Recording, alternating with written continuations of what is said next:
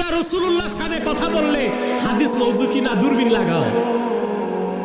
তো রাসূলুল্লাহ সম্মানের কথা কোরআন হাদিসে আসছে, তোমাদের মুখে তো শুনি না, শুধু আসো বেদাত নিয়ে। বেদাতেরও তো সঠিক ওয়াজটা করো না। বেদাত কয় প্রকার তা বলো না কেন?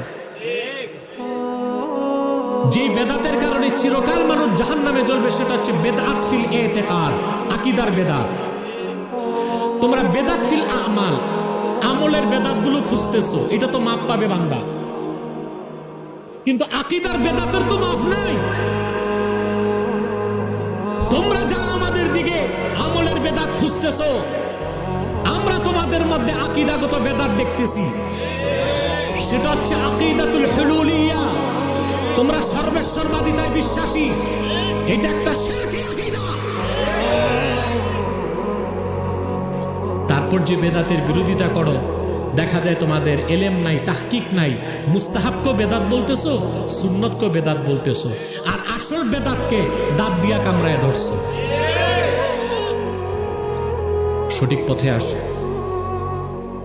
রাসূলুল্লাহর গোলাম যারা, আশেক যারা, তাদের নিয়ে বাড়াবাড়ি করো না।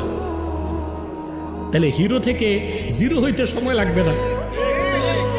এখন ফুলের মালা, পরে যাবে জুতার মালা। বিশ্বাস হয় না?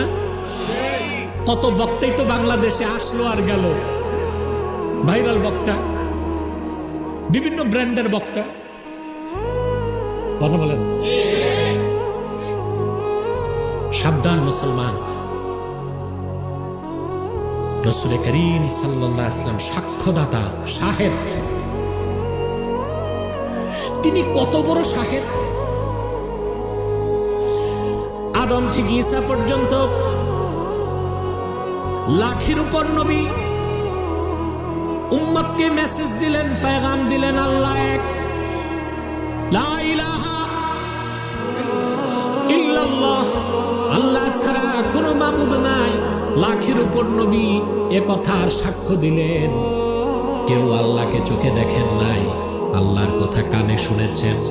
তারা কানে শুনে সাক্ষ্য দিয়েছেন। কিন্তু আমার নূর নবী, নবীগণের মাথার তাজ, নূর নবীজি আমার মুহাম্মদ সাল্লাল্লাহু আলাইহি ওয়াসাল্লাম